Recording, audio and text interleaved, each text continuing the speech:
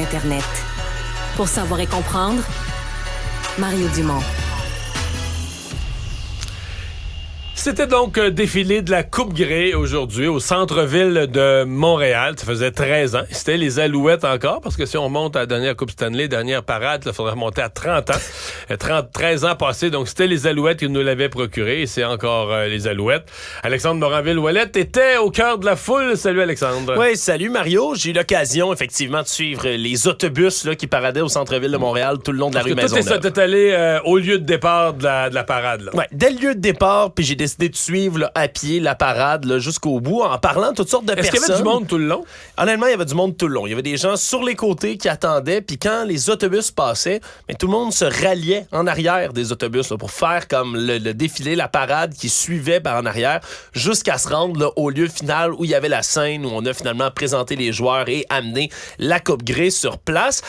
Plusieurs observations là, que je pouvais faire. Déjà visuellement, beaucoup de chandails des Alouettes, certains qui semblaient ressortis, là, littéralement, Mario, des boules à mythes.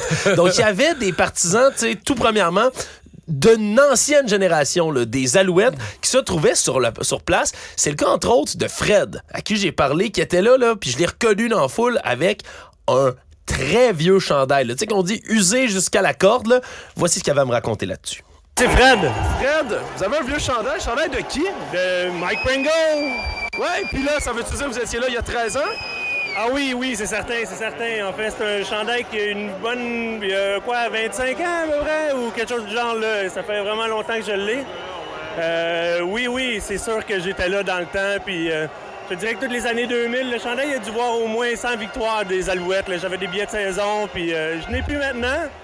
Donc, un vrai fan. Un vrai de vrai fan. Il y a 25 ans, lui, déjà, était grand partisan des Alouettes, a eu des billets de saison pendant longtemps. Donc, il y avait de ces gens là, qui avaient des chandails, justement, des Ben Cahoon, des Anthony Calvillo, écrits dans le dos. Il y en avait beaucoup.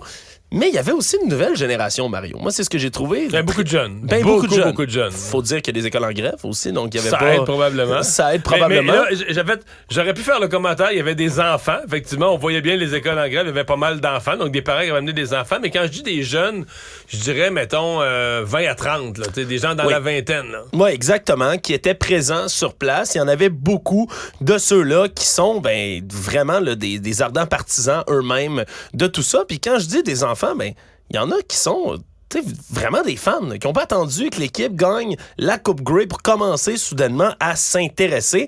On peut écouter, justement, j'ai parlé au jeune Nicolas, qui lui tenait là, à prendre le micro pour exprimer son amour des Alouettes. Mon cher, c'est Nicolas Davio.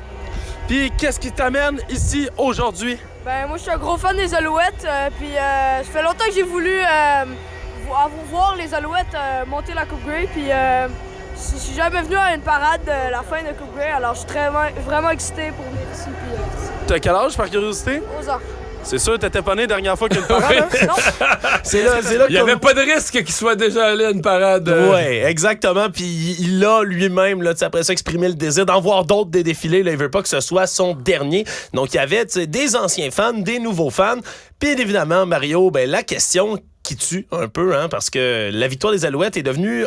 C'est pas teinté, mais si on veut, a généré la réaction épique d'anthologie de Marc-Antoine Decoy, joueur des Alouettes, dans son entrevue d'après-match. Qui a été accueilli dans son... Quand ils ont présenté les joueurs des Alouettes, quand lui a été accueilli, d'abord, il a été accueilli très, très chaleureusement. Je pense qu'on peut le dire plus que les autres joueurs. Oui.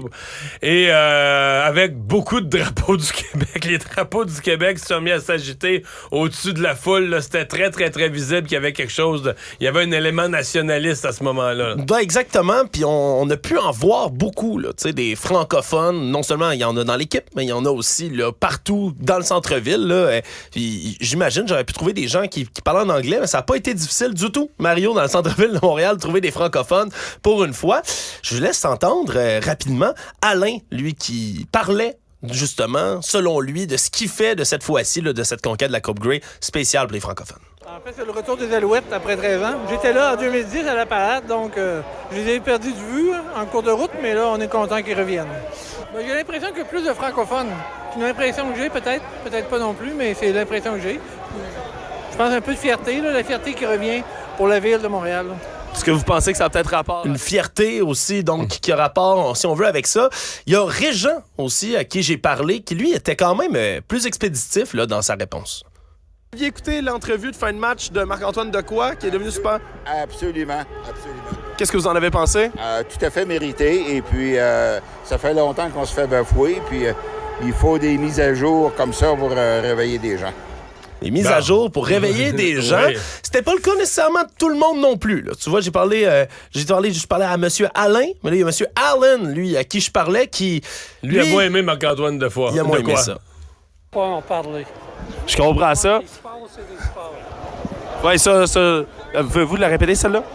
Les sports, c'est des sports. Pas de politique là-dedans. Pas de politique. Tu l'as dit en même temps que lui, Mario. Je l'ai dit en même temps que lui, je l'ai senti venir. Voilà, donc c'était pas, ça faisait pas Mais est-ce que l'unanimité. c'était de la politique? Parce que quand t'en reparles aujourd'hui à Marc-Antoine Dequoy, il va te dire, lui, ce matin, c'est pas de la politique, là, c'est plus l'expression d'une frustration par rapport à quelque chose qu'il a vécu, Oui. le français absent. Tu sais, le français absent même dans l'hymne national à Toronto, le chanter unilingue en anglais quand les Alouettes font partie du match. Comment tu peux penser même à ça? Là? Ouais, puis je sais pas si tu as vu, Mario, il y a des chandails. J'en ai vu un, entre autres, un kangourou noir là, qui semblait avoir été fait sur mesure pour l'occasion. Sur le devant du chandail, on pouvait voir Marc-Antoine Dequoy pendant son entrevue, puis il est écrit en dessous « Gardez-le, votre anglais ». Puis dans le dos, c'était la commémoration, ça disait 2023 avec la date... Argonauts contre Blue Bombers. Ah oui. Comme si c'était encore, évidemment, là, l'erreur, dans le guide horaire, ouais. L'erreur du téléhoraire qui était sur place. Et là, je suivais la parade, je me promenais, puis j'en cherchais de ces fans là, de Marc-Antoine Dequoy. Et t'en as croisé une famille. Ben, j'ai croisé une famille. Ils sont là, un vieux casque sur la tête de l'un. Ils ont des jerseys, c'est presque neuf là, de Marc-Antoine Dequoy, le numéro 24 bien affiché. Je vais les aborder pour leur demander « Ah, vous êtes des fans de Marc-Antoine Dequoy? » Ça, à quoi on me répond? Oui, même plus que ça. On me pointe un homme juste à côté. Ça, c'est son père. Effectivement, il y avait Vincent Dequoy, que j'ai rencontré complètement par hasard dans la foule, qui est le père, donc, de Marc-Antoine Dequoy. Et bien sûr, mais j'avais pas le choix. Je voulais lui parler non seulement du football, de la victoire, mais aussi de l'entrevue de son fils. Rencontre spéciale en plein milieu ici, le père de Marc-Antoine Dequoy, bonjour. Salut, Votre nom à vous, c'est? Vincent. Vincent Dequoy. Monsieur Dequoy, j'imagine que vous êtes fier de votre fils. Très fier. Est-ce que vous avez fait le son quand vous l'avez vu faire son entrevue d'après-match? Je l'ai pas vu, moi j'étais là-bas. Je l'ai vu après à la télévision, mais je suis très fier de lui. Ça devait être un match de fou. C'était un match incroyable. Vous êtes fier, j'imagine, de votre fils, de l'équipe? Fier de le joueur, mais fier de l'homme aussi. Oui, j'imagine. C'est beaucoup d'entraînement, beaucoup de sacrifices avec les années, le football? Beaucoup. Il a commencé à jouer, il avait 6 ans. Ça fait longtemps. On comprend. Félicitations, monsieur Dequoy, votre parade. Donc, je l'ai laissé reprendre la parade, là, petite entrevue rapide avec lui, mais donc, il l'a dit, il est fier de l'entrevue que son fils a donnée. commencé à 6 ans. 6 ans, le football.